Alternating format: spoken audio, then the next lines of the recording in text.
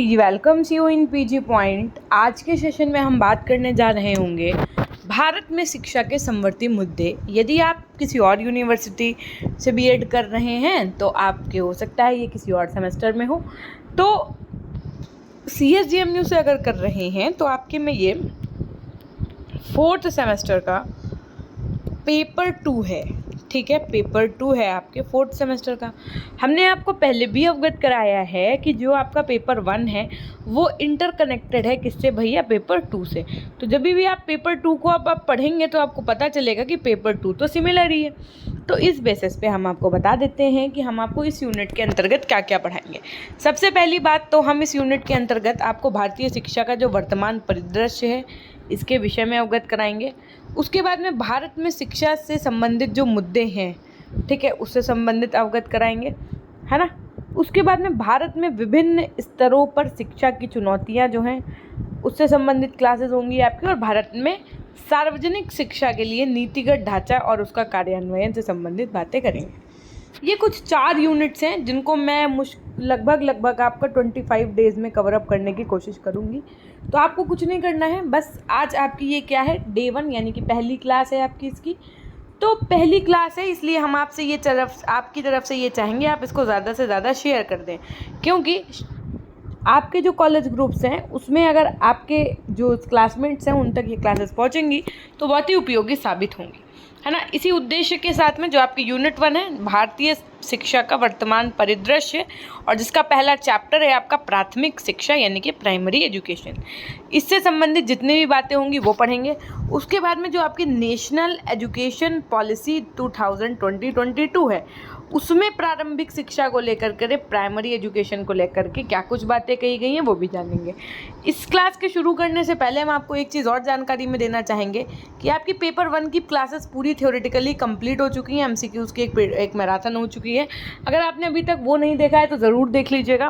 Paper 3 की भी आपकी ऑलमोस्ट क्लासेस हो चुकी हैं, कुछ 1-2 यूनिट जो बची हैं वो भी मैं करवा दूँगी जल्दी।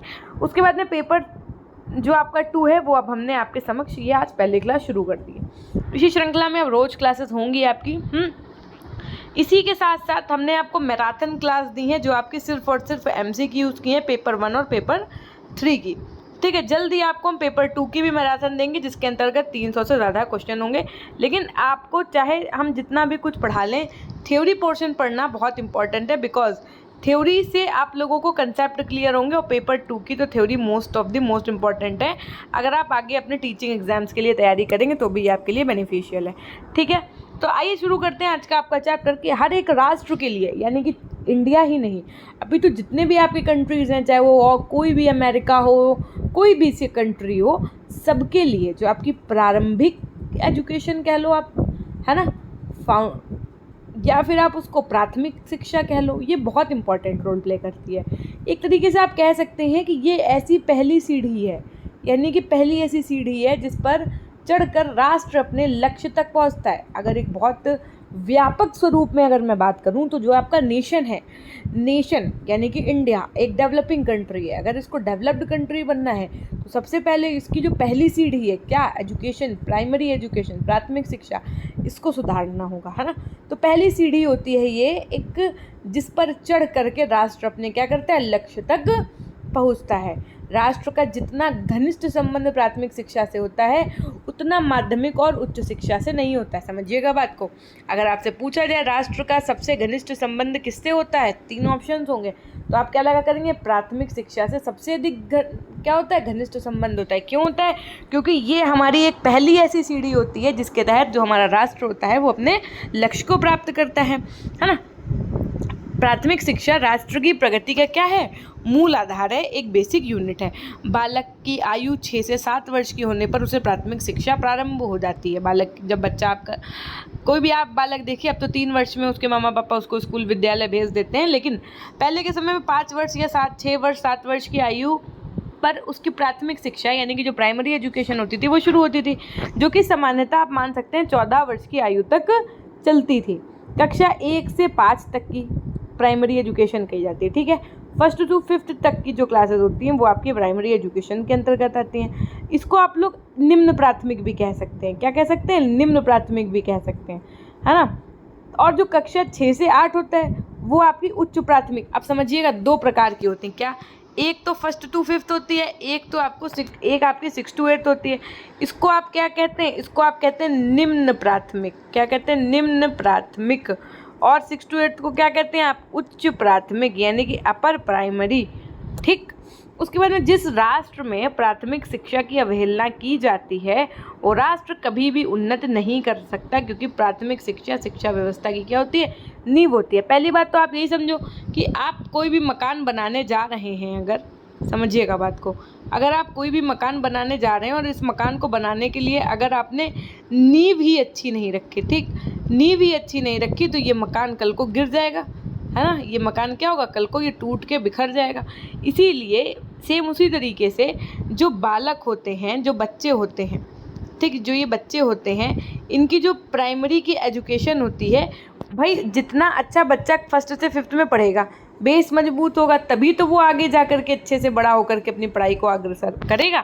लेकिन अगर आप प्राइमरी में ही उसको अच्छी एजुकेशन नहीं दे रहे हैं तो फिर उसकी नींव कमज़ोर हो जाएगी और फिर वो मकान आप चाहे जितना सुंदर बना दो वो गिर जाना है एक दिन।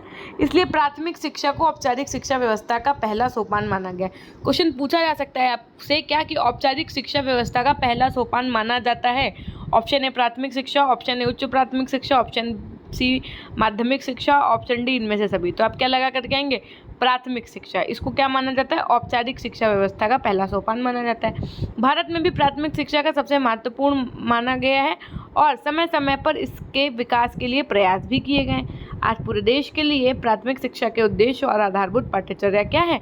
निश्चित की गई है। भाई देखिए, जो प्राइमरी लेवल पे जो कोर्स चल रहा है वो क्या है? सिमिलर कर दिया गया है पूरे स्टेट में, ताकि इवन पूरे स्टेट्स में, या अर्थात पूरे कंट्री में, ताकि क्या हो, उसका एक बहुत अच्छा टीचर्स के पढ़ाने के बाद में आउटपुट निकल पाए, है ना।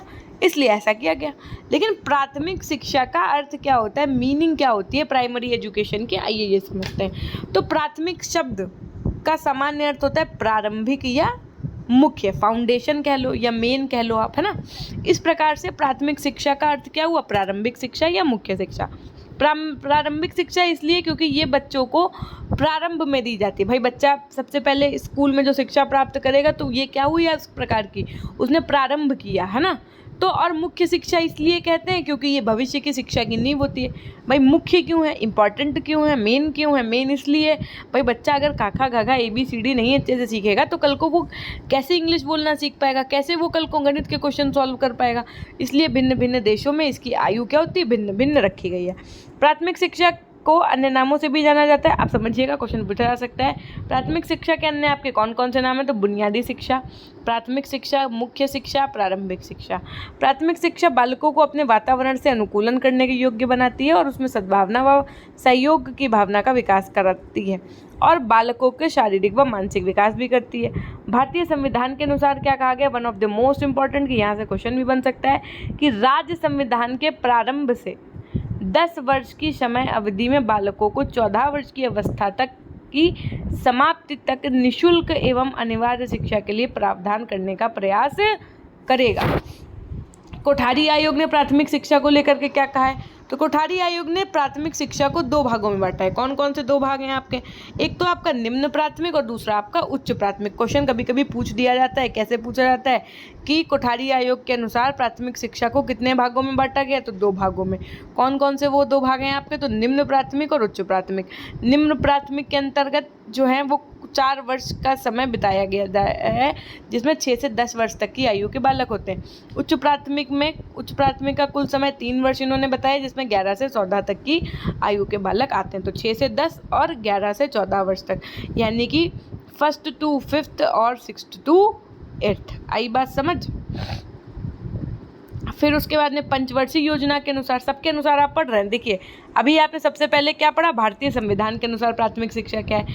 अब भारतीय संविधान पढ़ने के बाद में आपने देखा कि कोठारी आयोग जो था उसने क्या कहा प्राइमरी एजुकेशन को लेकर के। अब आप क्या देखेंगे? जो पंचवर्षीय योजना है उसके अनुसार प्राथमिक शिक्षा को क्या कहा गया।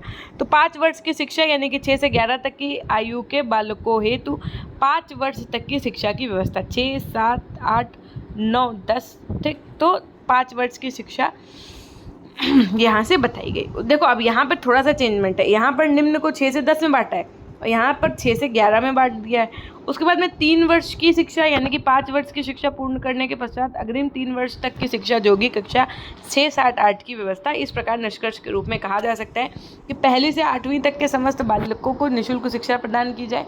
प्राथमिक शिक्षा की समय अवधि जो हो वो 8 वर्ष हो, मतलब निम्न और उच्च मिलाकर के 8 वर्ष हो। भारतीय संविधान में राज्यों को इससे संबंधित निर्देश दिए गए और संविधान लागू होने के 10 वर्ष के अंदर ही 6 से 14 वर्ष तक के समस्त बालकों को निःशुल्क एवं अनिवार्य शिक्षा उपलब्ध कराई जाएगी। कब? संविधान लागू होने के 10 वर्ष के अंदर ही, है ना। उसके बाद में इस प्रकार हम कह सकते हैं कि प्राथमिक शिक्षा बालक के स्कूल की प्रारंभिक अवस्था है जिसमें वह 8 वर्ष की निःशुल्क एवं अनिवार्य शिक्षा प्राप्त करता है। प्राथमिक शिक्षा के उद्देश्यों की अगर मैं बात करूं तो क्या उद्देश्य थे? देखो, उद्देश्य और आपके लक्ष्य में अंतर होता है, जो हमने आपको इससे पहले वाली क्लासेस में ऑलरेडी समझाया है, पेपर 3 जब हम पढ़ा रहे थे। तो भारत में प्राथमिक शिक्षा का उद्देश्य निश्चित करने के संबंध में सर्वप्रथम जो था आपका सर्वप्रथम आपका भारतीय शिक्षा आयोग, जिसको आप हंटर कमीशन 1882 ने विचार व्यक्त किया। क्वेश्चन पूछा जा सकता है पेपर 1 में भी, पेपर 2 में भी। पेपर 1 में हम आपको हंटर कमीशन पूरा पढ़ा करके आए हैं, है ना। तो चीज़ों को स्मरण में रखिए और एक दूसरे से इंटरलिंक्ड करके पढ़िएगा। आपको ये पेपर 1 और पेपर 2 एक ही सब्जेक्ट लगेंगे, है ना, तो बहुत अच्छे से पढ़ना है। पेपर 3 जो है वो करिकुलम वाला समथिंग डिफरेंट है, पेपर 4 आपका समथिंग डिफरेंट है, लेकिन पेपर 1 पेपर 2 क्या है? इंटरकनेक्टेड है। आप ये समझ ही नहीं पाओगे कि मैं पेपर 1 पढ़ रहा हूँ कि मैं पेपर 2 पढ़ रहा हूँ, क्योंकि इतना ज़्यादा आपस में कनेक्टेड है ये, है ना। तो क्वेश्चन पूछा जा सकता है कि भारतीय शिक्षा आयोग ने क्वेश्चन पूछा जा सकता है आपका कि प्राथमिक शिक्षा के उद्देश्य निश्चित करने के संबंध में सर्वप्रथम किसने विचार व्यक्त किए थे?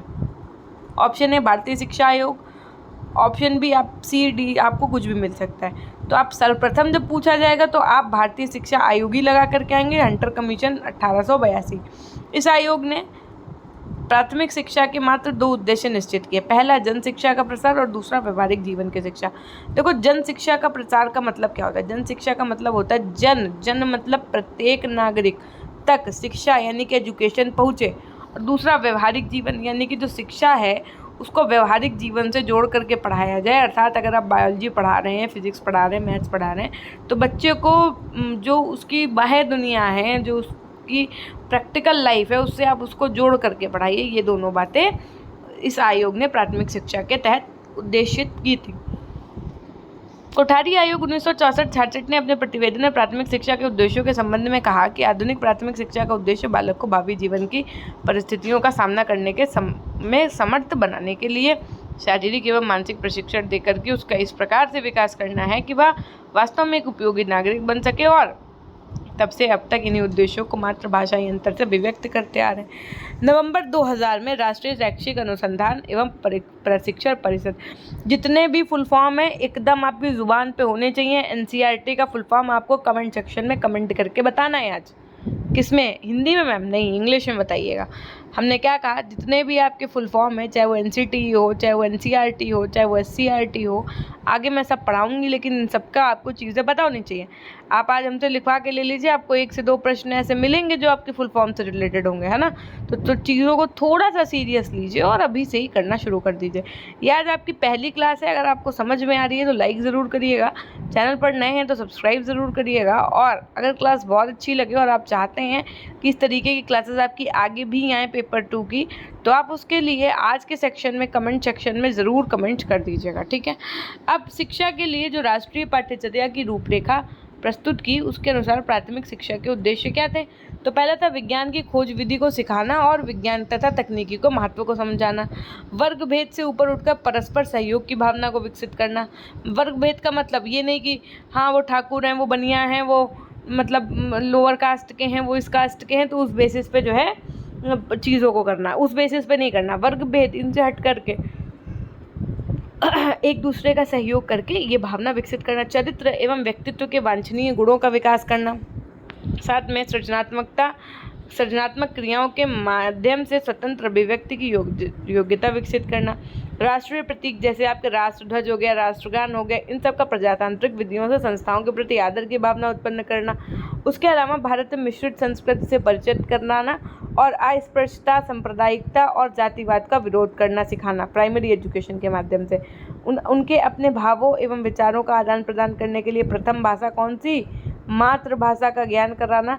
व्यवहारिक समस्याओं के समाधान के लिए जोड़ घटाना, गुणा तथा भाग कराने की योग्यता प्रदान करना। सफाई तथा स्वास्थ्य दृष्टिकोण का विकास करना, स्वाध्याय यानी कि सेल्फ लर्निंग की आदत डलवाना। शारीरिक श्रम के प्रति बच्चे को जागरूक करना और मानव श्रम के प्रति स्वास्थ्य दृष्टिकोण को विकसित करना।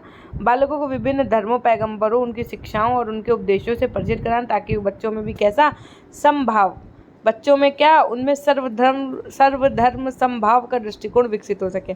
बालकों को पर्यावरण प्रदूषण के प्रति सचेत करके उनमें वैज्ञानिक दृष्टिकोण को उत्पन्न करने की प्रवृत्ति विकसित करना। साथ में बालकों में सांस्कृतिक, सामाजिक, राजनैतिक, नैतिक एवं राष्ट्रीय मूल्यों का विकास करके उनका नैतिक एवं चारित्रिक विकास करना एवं सांस्कृतिक क्रियाकलापों में भाग लेने के लिए तैयार करना। बालकों को वर्गभेद से ऊपर उठाने एवं जीवन कला में प्रशिक्षित करने हेतु उनमें सामूहिकता की भावना विकसित करना। साथ में इनको स्वास्थ्य संबंधी नियमों का ज्ञान कराना और स्वार्थवर्धक क्रियाओं में प्रशिक्षित करना। एक दूसरे को सम्मान करना, प्रेम, सहानुभूति और सहयोग से कार्य करने के लिए तैयार करना चाहिए। इसके अलावा प्राथमिक शिक्षा की कुछ आवश्यकताएं हैं, कुछ महत्व हैं। आइए जानते हैं कि क्या आवश्यकताएं हैं और उसके बाद में क्या महत्व है। सबसे पहले आवश्यकताओं की अगर मैं बात करूं तो प्रारंभिक शिक्षा क्या है, शिक्षा की बुनियाद है, तभी तो इसको बुनियादी शिक्षा भी कहते हैं, आपने देखा। तो प्राथमिक शिक्षा वो शिक्षा है जिसे बालक अपने जीवन के सबसे पहले ग्रहण करता है, इसीलिए इसको बुनियादी शिक्षा भी कहा जाता है, ये भी हमने आपको बताया था। इसमें छात्रों को संप्रेषण के माध्यम से भाषा का ज्ञान कराया जा सकता है। सबसे पहले बच्चे को इस तरीके से संप्रेषण यानी कि कम्युनिकेट किया जाता है, बच्चों से इस तरीके से वार्तालाप की जाती है कि उसको हम भाषा का ज्ञान करवा सकें। मानव व्यवहार करने हेतु प्रशिक्षित किया जाता है, सोचने समझने की शक्ति का विकास किया जाता है तथा अध्ययन कौशल में प्रशिक्षित किया जाता है। ये सभी शिक्षा के साधन और माध्यम होते हैं जिन पर आगे की शिक्षा निर्भर करती है। इस प्रकार प्राथमिक शिक्षा आगे प्राप्त की जाने वाली शिक्षा को बुनियाद होती है और यदि बुनियाद मजबूत होती है तो आगे की शिक्षा भी सुचारू रूप से चलती रहती है। हमने आपको पहले ही कहा था कि अगर बच्चे की नींव मजबूत होती है तो वो बहुत अच्छा आगे कर सकता है। व्यक्तित्व निर्माण के आधार पर प्राथमिक शिक्षा होती है। देखो, अगर बच्चे की पर्सनालिटी का डेवलपमेंट होना है, तभी कहते हैं ना प्राइमरी एजुकेशन बहुत अच्छी होनी चाहिए। देखो, प्राइमरी एजुकेशन ही डिसाइड कर देती है बच्चे का भविष्य, ये सच है। अगर बच्चे को फाउंडेशन लेवल पे बहुत अच्छी एजुकेशन मिल जाती है तो आप ये मान के चलिए बच्चों का फ्यूचर सेट है। मनोवैज्ञानिक प्रयोगों के द्वारा ये बात सिद्ध हो चुकी है कि मानव व्यक्तित्व का निर्माण उसके शिशुकाल में सर्वाधिक हो जाता है ना। मतलब अगर साइकोलॉजिस्ट के भी तरीके से, अगर हम साइकोलॉजी के नज़रिए से भी देखें तो ये सर्वमान सत्य माना गया है कि जो बच्चे का कह सकते हैं कि जो बच्चे का व्यक्तित्व होता है, जो उसका पर्सनालिटी होती है, वो शिशु काल में ही सर्वाधिक डिसाइड हो जाती है। ठीक, भविष्य में उसे जो कुछ भी बनना है उसका 3/4% का वह शिशु काल में ही बन जाता है। यानी कि अगर आपको शिक्षक बनना है तो 3/4% आपके अंदर वो चीज़ें बचपन में डेवलप हो जाती हैं। इस समय जैसी नींव रखी जाती है, बालक भविष्य में वैसे ही बनते हैं।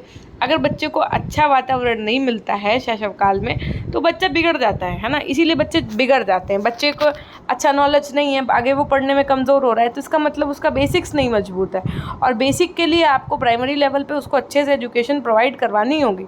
बालक अपने परिवार के कुछ संस्कारों को लेकर प्राथमिक विद्यालय में आते हैं, ये संस्कार इतना सुदृढ़ नहीं हो पाते हैं कि उन्हें सही मार्गदर्शन ना दिया जा सके। बालकों का सामाजिक, सांस्कृतिक, नैतिक एवं चारित्रिक विकास प्राथमिक स्कूलों में ही किया जाता है। साथ ही उसे मानव व्यवहार में प्रशिक्षित भी किया जाता है, जिससे उसके व्यक्तित्व का निर्माण होता है। और इस दृष्टि से प्राथमिक शिक्षा का बहुत ज़्यादा महत्व है।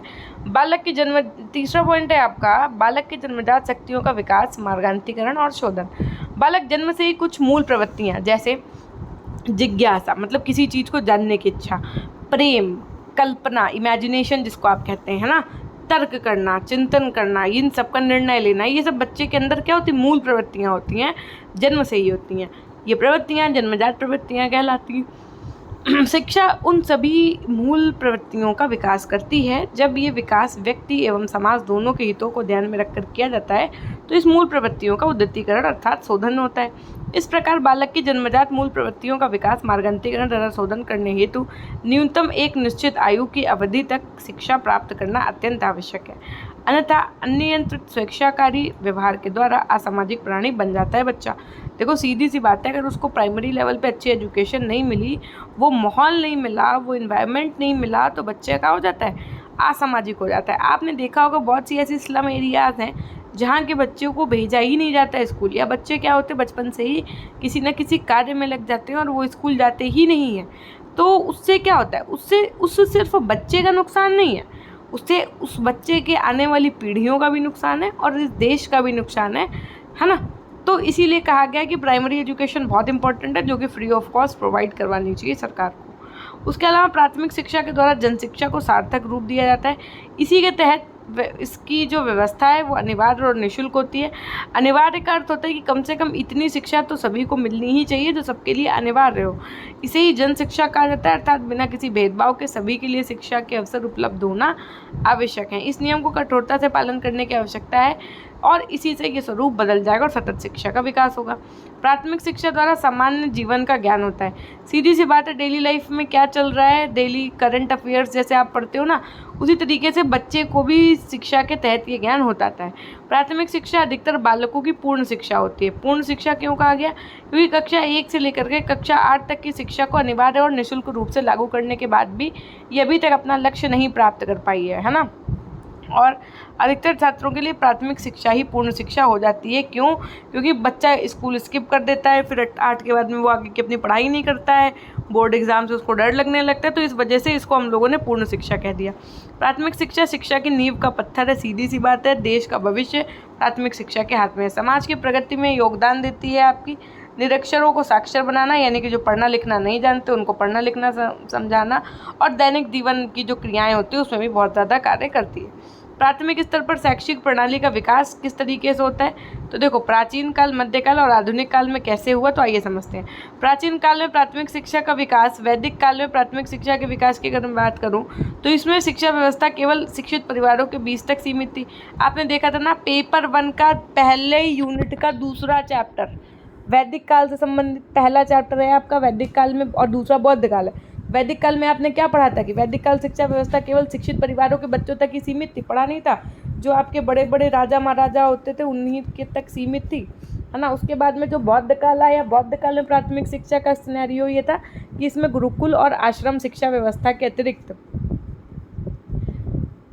बड़े बड़े महाविद्यालयों और विश्वविद्यालयों का विकास हुआ था। एक तरफ बौद्ध मठों और विहारों में प्राथमिक शिक्षा की व्यवस्था हो रही थी, वहीं दूसरी ओर बौद्ध की टक्कर में ब्राह्मणों द्वारा पाठशालाओं की स्थापना होने से इस काल में प्राथमिक शिक्षा का विकास हुआ था। ठीक। और मध्यकाल में प्राथमिक शिक्षा का विकास कैसे हुआ ये भी हमने आपको बताया है पेपर 1 में, याद करिए।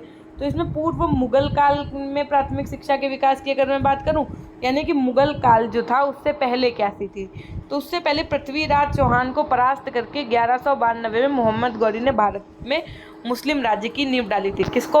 किसने पराजित किया था? तो पृथ्वीराज चौहान को परास्त कर दिया था मोहम्मद गौरी ने 1192 में। कौन सा युद्ध था जरा बताइएगा आप हमको, है ना। किस युद्ध के माध्यम से ऐसा हुआ था, कमेंट करिएगा। तो मोहम्मद गौरी ने भारत में मुस्लिम राज्य की नींव डाली तत्पश्चात 1206 में, समझिएगा। 1192 में इसने लड़ाई की, जीत गया। उसके बाद में 1206 में मोहम्मद गौरी की मृत्यु हो गई। फिर उसके बाद में कुतुबुद्दीन दिल्ली का बादशाह बन गया। 1451 में लोधी वंश का शासन स्थापित हुआ। लोधी ने अनेक मकतबों और मदरसों की स्थापना की। सिकंदर लोधी उदार प्रवृत्ति का व्यक्ति था। उसने अपने शासन काल में हिंदुओं के साथ साथ अच्छा व्यवहार किया, साथ ही साथ प्राथमिक शिक्षा का भी उत्थान किया। मुगल काल में प्राथमिक शिक्षा के विकास के बारे में अगर हम बताएं तो बाबर ने लोधी वंश के अंतिम शासक इब्राहिम लोधी को 1556 में पराजित कर मुगल साम्राज्य की नींव डाल दी। बाबर ने अपने शासनकाल में अनेक मकतबों और मदरसों की स्थापना की। अकबर के बेटे हुमायूं ने भी शिक्षा में प्रसार किया। हुमायूं का बेटा अकबर पढ़ा लिखा नहीं था, लेकिन फिर भी उन्होंने हिंदू मुस्लिम दोनों के बीच बच्चों को शिक्षा के समान स्थान दिया। औरंगजेब ने अपने शासनकाल में सबसे अधिक मकतब और मदरसों का निर्माण कराया। क्वेश्चन पूछा जा सकता है किसके काल में सबसे ज़्यादा मकतब और मदरसों का निर्माण हुआ, तो औरंगजेब के काल में। उसके बाद में लेकिन हिंदू शिक्षा का विरोध किया। क्या किया, किसने किया? औरंगजेब ने। जो हिंदू शिक्षा थी उसका विरोध किया, जिससे प्राथमिक शिक्षा का विकास क्या हुआ, अवरुद्ध हो गया। आधुनिक काल में अगर मैं आज के समय में बात करूं कि प्राथमिक शिक्षा का विकास के क्या सिनेरियो है, तो अंग्रेजों के आने से पूर्व भारत में देशी प्राथमिक शिक्षा व्यवस्था विद्यमान थी, है ना। मतलब देशी तरीके से बच्चों को पढ़ाया जाता था। स्वाधीनता से पहले भारत में प्राथमिक शिक्षा की सार्वभौमिक बनाने के प्रयासों को इंग्लैंड, किसने भैया, इंग्लैंड सन 1882 में 1886 ईस्वी के बीच प्राप्त हुए अनिवार्य शिक्षा कानून से प्रेरणा मिली। 1882 ईस्वी में हंटर आयोग के समक्ष चर्चा हुई तो कुछ भारतीयों में अनिवार्य शिक्षा के पक्षों में मत प्रकट किए। दादाभाई नौरोजी इनमें से मुख्य थे। आधुनिक काल को 4 उपकालों में विभाजित किया गया। आधुनिक काल को कितने उपकालों में विभाजित किया गया, तो 4 उपकालों में, जिनमें से सबसे पहला कौन सा था, ईसाई मिशनरी काल। भारत में आधुनिक शिक्षा का शुभारंभ करने का श्रेय ईसाई मिशनरियों को जाता है। क्वेश्चन पूछा जा सकता है कि भारत में आधुनिक शिक्षा का शुभारंभ करने का श्रेय किसको जाता है? मुगलों को, है ना? या पूछा जा सकता है आपको बौद्धों को, या ईसाइयों को, या फिर जैन को। तो आप क्या लगा करके आएंगे? ईसाइयों को, क्योंकि सर्वप्रथम यहाँ 1510 ईस्वी में पुर्तगाली व्यापारी आए और उनके साथ पुर्तगाली मिशनरियों ने भारत में प्रवेश किया। इसके बाद 1613 ईस्वी में ब्रिटिश व्यापारी और उनके साथ ब्रिटिश ईसाई मिशनरियों ने प्रवेश किया। उसके बाद 1667 में फ्रांसीसी व्यापारी और फ्रांसीसी ईसाई मिशनरी, उसके साथ में 1680 में डेनिश व्यापारी आए और ईसाई मिशनरियों ने प्रवेश किया।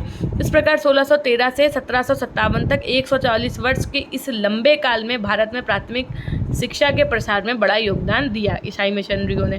फिर उसके बाद में ईस्ट इंडिया कंपनी काल की अगर मैं बात करूँ तो 1757 के पलासी युद्ध और 1764 के बक्सर युद्ध की विजय के बाद East India Company Bengal, Bihar और मगध प्रांत की शासक बन गई, जिसके कारण उसके हौसले बुलंद हो गए और 1773 में इंग्लैंड की सरकार ने रेगुलेटिंग एक्ट पास किया और इसके अनुसार कंपनी को भारत पर शासन करने का अधिकार दिया तथा प्रत्येक 20 वर्ष, और ये भी कहा कि हर 20 वर्ष के अधिनियम का नवीनीकरण होना था। तो 1813 में ब्रिटेन की पार्लियामेंट। अच्छा चलो एक क्वेश्चन आपसे पूछ देते हैं, हमने आपको पढ़ाया है, जो महाधिकार पत्र था कौन से चार्टर को कहा गया था, है ना? किस चार्टर को आपके कहा गया था बताइएगा। मैग्ना कार्टा किसको कहा गया था, जरूर बताइएगा कमेंट सेक्शन में। पहले पेपर में पढ़ाया है हमने, है ना ये चीज़। 1813 में ब्रिटेन की पार्लियामेंट ने कंपनी को नया आज्ञा पत्र प्रसारित कर दिया, तो और इस पत्र में कंपनी को पहली बार शिक्षा से संबंधित 3 आदेश दिए गए।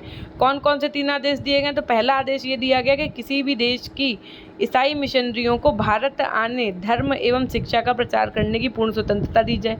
समझो कंपनी क्या क्या आपको आदेश दिया। पहला, किसी भी देश की ईसाई मिशनरियों को भारत आने, धर्म शिक्षा का प्रचार करने की पूर्ण स्वतंत्रता दे दी। साथ में इन्होंने प्रशासनिक क्षेत्र के बच्चों की शिक्षा व्यवस्था कंपनी का द्वारा उत्तरदायित्व, मतलब कंपनी के ऊपर उत्तरदायित्व दे दिया, और कंपनी शिक्षा पर प्रतिवर्ष 1 लाख रुपए व्यय करे।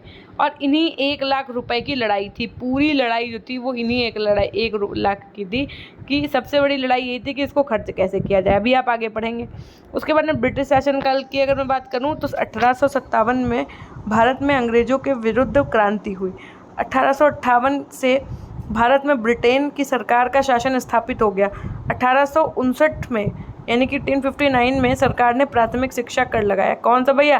प्राइमरी एजुकेशन टैक्स लगाया, और इससे जो धनराशि प्राप्त हुई प्राथमिक शिक्षा के विकास का प्रयत्न शुरू किया, परंतु इसमें कोई विशेष सफलता नहीं मिली। 1882 में उसने भारतीय शिक्षा के संबंध में सुझाव देने के लिए भारतीय शिक्षा आयोग की नियुक्ति की, और प्राथमिक शिक्षा के संबंध में इसके 4 सुझाव बड़े महत्वपूर्ण हैं। कौन कौन से सुझाव उन्होंने दिया? तो इन्होंने पहला सुझाव दिया कि सरकार प्राथमिक शिक्षा के भार स्थानीय निकायों पर छोड़ दे तथा प्रांतीय सरकारें इन निकायों को प्राथमिक शिक्षा होने पर होने वाले व्यय का कितना भैया? होने वाले व्यय का आधा या 1/3 भाग का अनुदान के रूप में दे, है ना?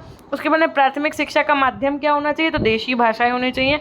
प्रांतीय सरकारें इन भाषाओं का विकास और प्रयत्न करें। साथ में प्राथमिक शिक्षा के शिक्षकों के प्रशिक्षण यानी कि ट्रेनिंग के लिए शिक्षक प्रशिक्षण विद्यालय, जैसे आप बीएड और डीएलएड जहाँ से कर रहे हैं, ऐसे कॉलेज की व्यवस्था की जाए। इस प्रकार आप कह सकते हैं कि शिक्षा का विकास ब्रिटिश शासनकाल में प्रारंभ हुआ। शिक्षा का विकास किस काल में प्रारंभ हुआ? तो ब्रिटिश शासनकाल में प्रारंभ हुआ। सन 1881-82 में प्राथमिक विद्यालयों की संख्या 82,916 थी।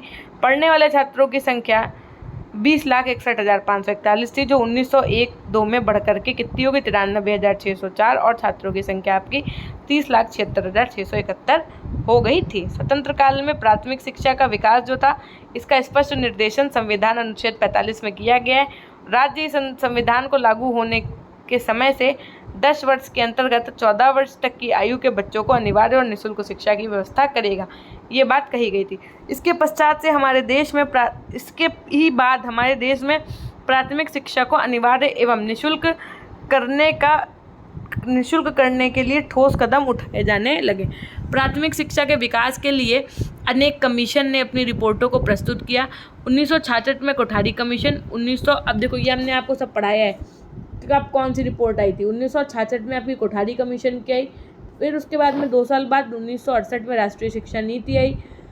फिर 1986 में राष्ट्रीय शिक्षा नीति। फिर 1987-88 में ब्लैक बोर्ड योजना। फिर 15 अगस्त 1995 को पौष्टिक आहार सहायता का राष्ट्रीय कार्यक्रम शुरू हुआ।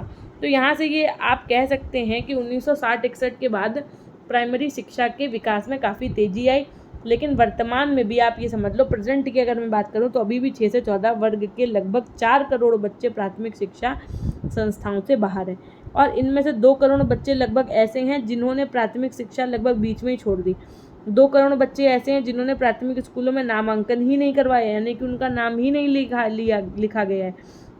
जिस प्रकार से प्राथमिक शिक्षा की विकास की अपेक्षा की जा रही थी, वैसा परिणाम बिल्कुल प्राप्त नहीं हो पा रहा है।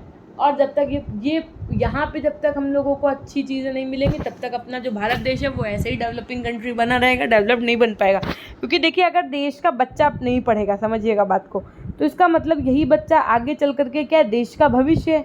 तो वो भी एक तरीके से क्या हुआ, बिना पढ़ा लिखा भविष्य, तो कैसे ही अच्छी चीज़ें मार्केट में ला पाएगा। और अगर मार्केट में अच्छी चीज़ें नहीं है, वो खुद पढ़ा लिखा एक नागरिक नहीं है लोगों से, तो फिर वो चीज़ें अनएजुकेटेड वाली दिख जाती हैं, है ना।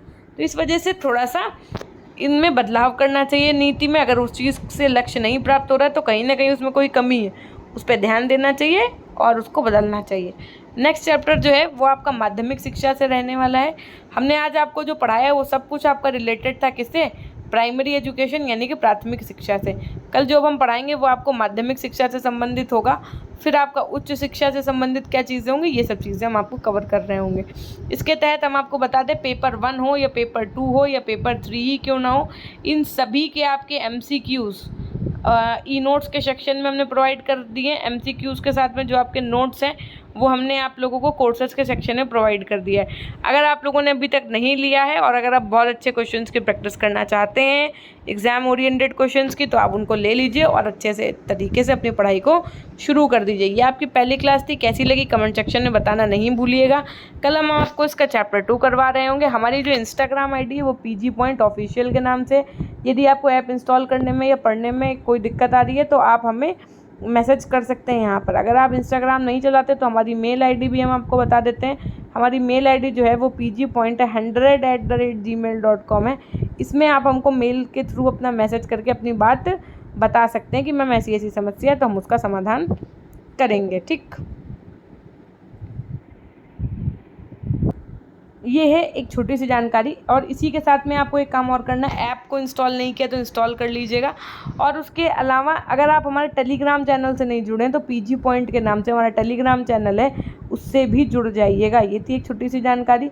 अब मिलते हैं हम आपसे नेक्स्ट क्लासेस के माध्यम से। जो पेपर 1 और 3 की क्लासेस हैं, होप्स हो कि वो आप देख लिए होंगे, नहीं देखें तो ज़रूर देखिएगा, है ना। कल मिलते हैं नेक्स्ट क्लास के माध्यम से। तब तक के लिए अपना ध्यान रखिएगा, हमेशा खुश रहिए, मुस्कुराते रहिए, कभी अपने लिए तो कभी अपनों के लिए। Till then take care, bye, love you all, love you my dear class. अपना ध्यान रखिएगा।